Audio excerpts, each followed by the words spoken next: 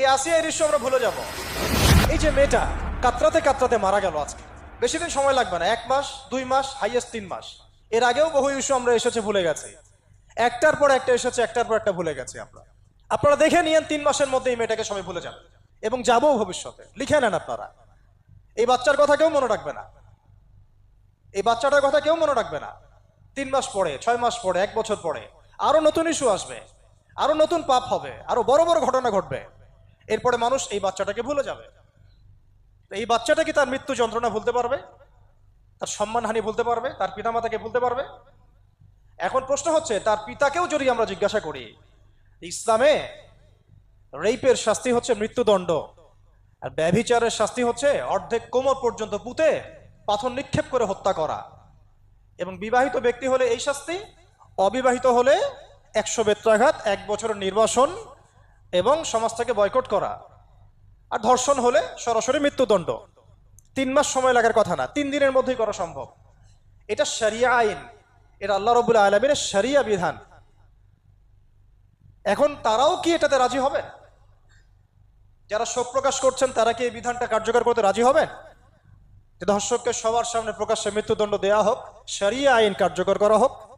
রাজি হবেন না। কারণ আপনারা বলবেন এটা করতে গেলে বাংলাদেশ থেকে মৌলবাদী রাষ্ট্র হয়ে যাবে।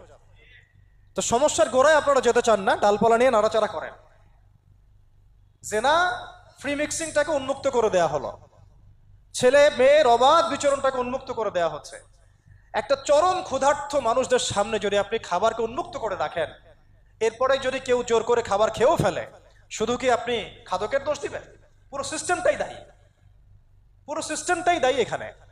আপনি নারী পুরুষকে অবাধ মেলামেশা দিয়েছেন, ফ্রি মিক্সিংয়ে দিয়েছেন, একদম ছোটবেলা থেকেই, স্কুল লাইফ থেকে, কলেজ লাইফ থেকে, ইউনিভার্সিটি লাইফ থেকে, জব সেকশনে, এমনকি রাজনীতি করতে গেলেও কর্পোরেট সেকশনে, ব্যবসায়িক সেকশনে, অফিস আদালতে, সব জায়গায় ফ্রি মিক্সিংকে অবাধভাবে আপনি উন্মুক্ত করে দিয়েছেন, আমরা উন্মুক্ত করে দিয়েছি। এর উপরে ছড়িয়ে দিয়েছি পর্নোগ্রাফি। পর্নোগ্রাফি সবার ফোনে ফোনে। পর্নোগ্রাফি দেখতে থাকলে একটা মানুষ বাচ্চাকে না, কয়েকদিন পরে পশুর সাথেও জেনা করতে পারে। যদি সামনে দেখেন যে মানুষ পশুর সাথে জেনা করেছে, আপনারা অবাক হতে পারেন, আমি অবাক হব না। কারণ পর্নোগ্রাফি মানুষকে পশুর সাথেও জেনা করতে শেখাবে। বাচ্চা তো কিছুই না। এর উপর আছে বিবাহ বহির্ভূত সম্পর্ক, ব্যভিচার, জিনা, ফ্রি মিক্সিং, ভ্যালেন্টাইন্স ডে এর মতো দিবসগুলো পালন করে ছেলে মেয়ের অবাধ মেলামেশা। আর এই জেনাগুলোকে আমরা বলছি কাছে আসার গল্প, যেখানে ওর উপরে 100 বেত্রাঘাতের শাস্তি অলরেডি মজুদ হয়ে গেছে। আর কতগুলো যে জেনা হয়েছে এটা তো আল্লাহ পাক ভালো জানেন। একটা দুইটা তো করে নাই, একটার পর একটা চেঞ্জ করেছে। বিবাহিত ব্যক্তি পর্যন্ত অন্যের স্ত্রীর সাথে জেনা করেছে। আর এটা তো ধর্ম তো অনেক বড় বিষয়, ধর্ম তো অনেক বড় বিষয়। এটা তো মানবতা বিরোধী অপরাধ, এটা তো মানবতা বিরোধী অপরাধ।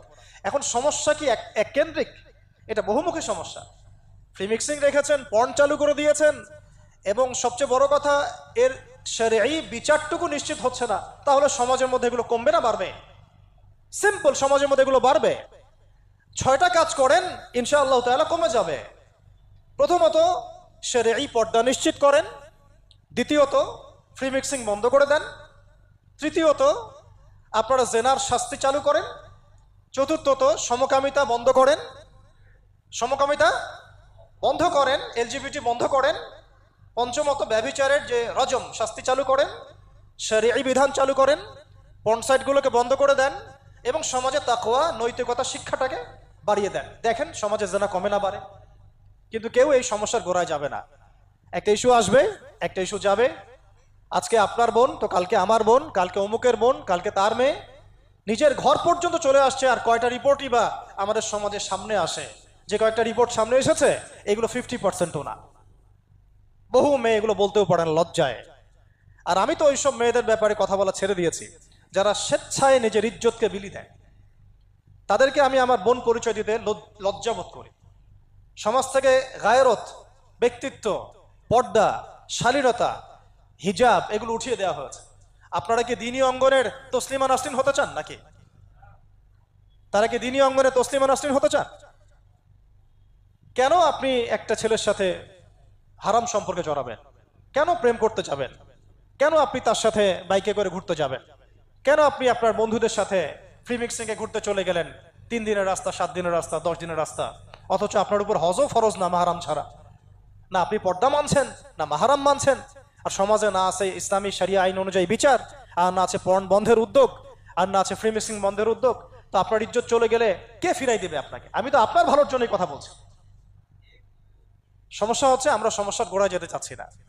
আজকে এই কথাটা আমি এখানে বলতে চাই নাই, শুধু কথা প্রসঙ্গে চলে আসছে যে এই যে মেয়েটা কাতরাতে কাতরাতে মারা গেল আজকে, আপনারা দেখে নিয়েন 3 মাসের মধ্যে এই মেয়েটাকে সবাই ভুলে যাবে। সমস্যার গোড়ায় আসেন।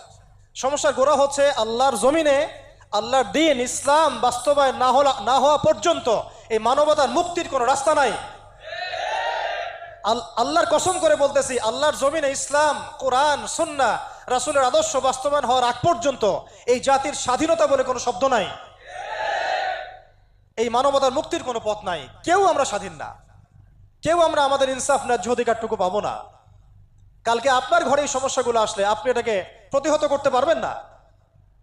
বিচার চেয়ে বেড়াবেন এক মন্ত্রণালয় থেকে আরেক মন্ত্রণালয়ে, ফাইল ঘুরতে থাকবে, আপনার কেস বন্ধ হয়ে যাবে, আপনার বোনের ইজ্জত ফিরে আসবে না।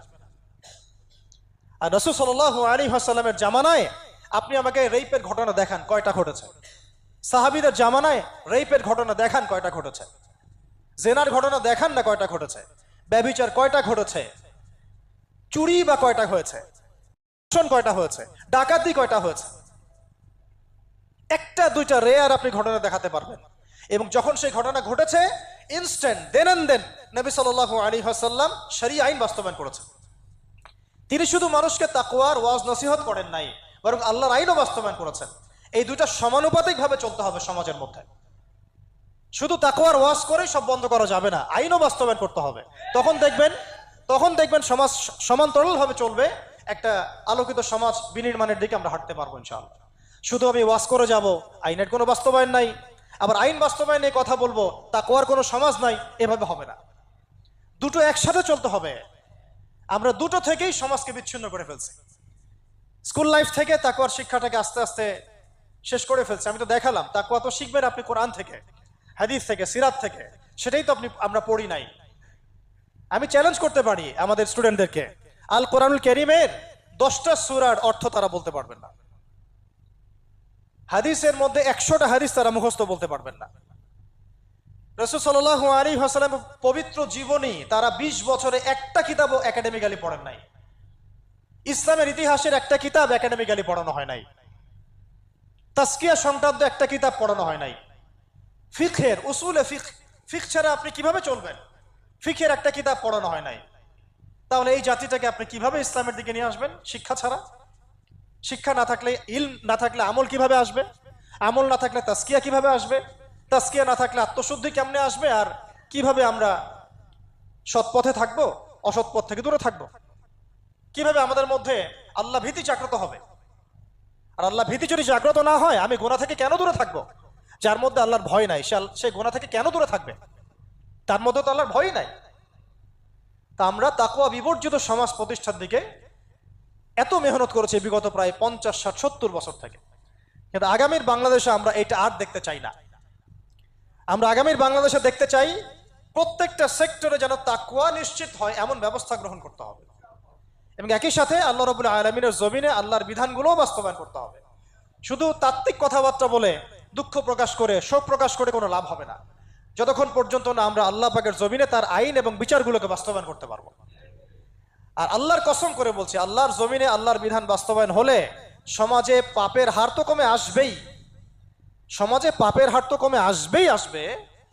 কোনো কাফের, মুশরিক, মুরতাদ জনগোষ্ঠী আমাদের দিকে চোখ তুলে তাকাতে পারবে না ইনশাআল্লাহ। আমাদেরকে দাসত্ব শৃঙ্খলে আবদ্ধ করতে পারবে না ইনশাআল্লাহ। সব কথার শেষ কথা ভাই, যে আমরা দুনিয়াতে এসেছি লিমিটেড টাইমের জন্য। এই সময়টুকুতে যদি আমরা হেলায় ফেলায় দুনিয়ার জীবনটাকে নষ্ট করি, আমাদের দিনটাকে ঠাট্টা ছলে গ্রহণ করি, কোরআনকে মূল্যায়ন না করি, হাদিসকে মূল্যায়ন না করি, আল্লাহর দেয় এই সুযোগগুলো, রমাদান, এই কোরআন, এই তারাবি, তাহাজ্জুদ, এই সাদাকা, এই তাকওয়া, এগুলোকে মূল্যায়ন না করি, তাহলে ক্ষতিগ্রস্ত আমরা হব, আর কেউ হবে না।